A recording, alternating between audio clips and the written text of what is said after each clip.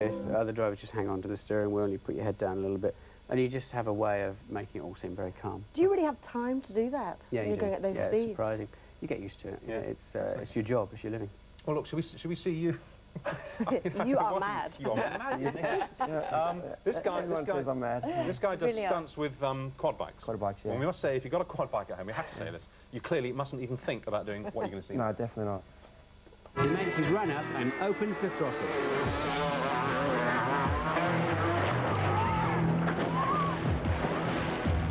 He got it all wrong, and now he's out cold and in danger of drowning. After a few anxious moments, he comes back to life. Don't hurt. Okay. All right, nice and steady. He's all right, isn't he? There he is. Look, he's all right. Was that good or what? Yeah, you're clearly the model for Homer Simpson. The guy bangs his head and goes, woohoo! Yeah. That was my very first attempt at a major stunt, that was. Yeah. And obviously it ended in disaster. Did you think it was going to work? Well, I did, otherwise I wouldn't have tried it. Well, look at this here. You've been in slow-mo, right? Back. Did you obviously, you knew what had happened. You weren't knocked out or anything. Well, no. A lot of people actually thought I hit the funnel. Well, I did, but I actually hit the boat first. There was a lot of headlines saying that the kangaroo could hit the funnel and knocked him off something. And people said, well, why didn't you line the funnel up? But I actually hit the boat first. I see. And were you injured at all? No, I wasn't. I had bruised ribs and everything. But that was You were determined to do it again, weren't you? I was, because it was early in my career. It was my first major stunt. Yeah. And like everyone said, you can't jump a quad bike because everyone's used to two-wheelers jumping, you see. So I had to prove, you had to prove that you could crash twice. Exactly, right. Let's have a look at the So second the second attempt. one was pretty wild as well. Improvement there. Yeah. 1 year on, and the Kangaroo Kid is back for more.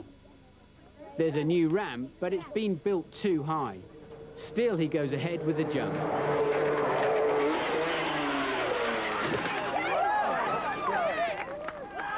He's fallen badly. It doesn't look like he'll come out of this one smiling.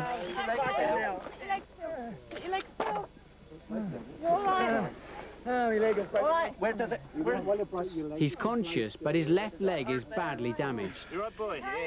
As ever, he's got a message for the fans. I can see you on your deathbed, you going. Actually, no. I knew that stunt was destined for disaster right from before I even did it. What'd you do it for? Because the first one was a disaster, and if I had pulled out of the second one, and I was so stupid back then, well, some people think I'm still stupid now, and I thought I'll go for it and just see what happens. Did you ever do it successfully? No.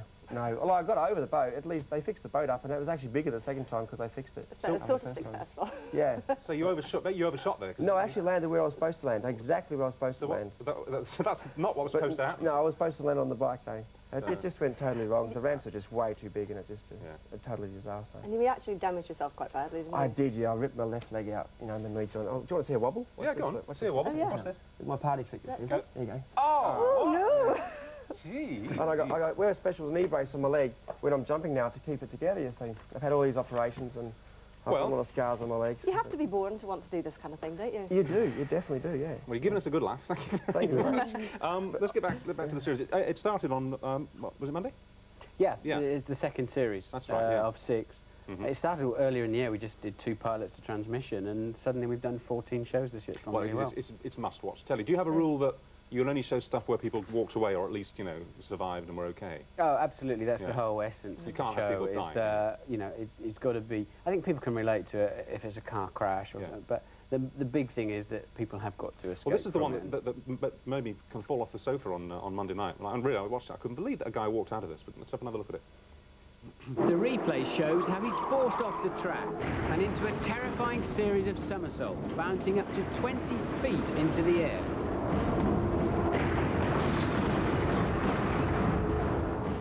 I mean, I know people who've been in 10-mile-an-hour shunts and have been in traction for 3 weeks, and yet that guy just went down to the pub after that. It's incredible. Yeah, but a lot of these spectacular accidents, they happen over a long distance, and so there's not the sudden stop we talked about earlier on. The energy gets dissipated, and all of the bits flying off. That's the energy coming away, and that's why you can walk away from them. And presumably they have a lot of safety features anyway in cars like that, don't they? Yeah, I mean, unlike your favourite country road, there's a paramedic and a doctor and an emergency crew on every corner. Interesting what you say there about there being space for the energy, the kinetic energy to dissipate. Yeah, absolutely. Interesting. Well, we've got a clip just for you now. This is your favourite, I gather, from the whole series. The elephants. Yeah, this one's coming out soon. I don't know, I can't remember which programme it's in, but it's there's two different kinds of escapes really in our show. One is for people, and the other's a lot of animal ones. And I particularly like this one where the 3 mummy elephants save a baby out of the quicksand. It's just amazing. The teamwork amazing. The way they get down on their knees. Yeah. Yeah, absolutely. Should we show it? Should we see it? Yeah. Yeah, right, sure. It's happy hour at the watering hole, but in the rush, a baby elephant falls in. Then an incredible sight. As if by some pre-arranged plan, the elephant's set to work to get him out. The mud is like quicksand. The baby's sinking fast and in danger of drowning in it. All the hard work pays off. Junior is finally out of danger. It's lesson number 1 in his young life. Let's hope he never forgets it. Excellent, That's excellent. lovely. OK, so it airs Monday, 8:30. Yeah. And you've got another 5 to go. No, 7 to go. No, 5 5 more to go in this series. Brilliant. I think they're split 3 and 3 actually, so 3 of them are coming later in the And year. then Matt will be providing with lots of material for the next series. Yeah, actually, Karen, I've done, that's my only 2 crashes in my entire career. We know, we should have said I that. know. You've done a lot I of great know. stunts. And Exactly. are you still doing them? Are you still I am, yeah. I've just done a new series for Don't Try This at Home, which will be on next year. And I've done a lot of stuff, a lot of programs, you know, like You Bet. And I actually jumped over a flying aeroplane as well. Is that the flying most? Yeah, it was actually flying, yeah. What, on the quad? On the quad Yeah, bike? yeah, I jumped through the air like that, and the actually aeroplane went zoom straight underneath me. Like, it's pretty wild. Wow. Yeah. Is that the most Wow. spectacular one?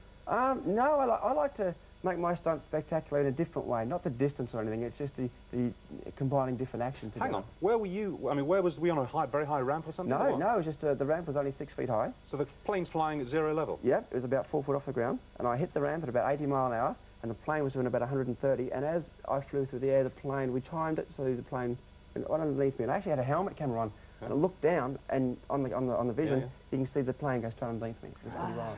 But I'd like to say to kids and stuff at home, you know, it's Don't very even think about important. It's very important to wear, if you're going to ride a motorbike, and adults and everything, you always got to wear a helmet. Always got to wear a helmet, because the slightest knock with no helmet, you can be in serious trouble. And hey, it's half term. Don't even think about doing a stunt. Don't even think Exactly. about it. OK, great. Thank you very much. Thank you. Good luck with the series. And on Tuesday,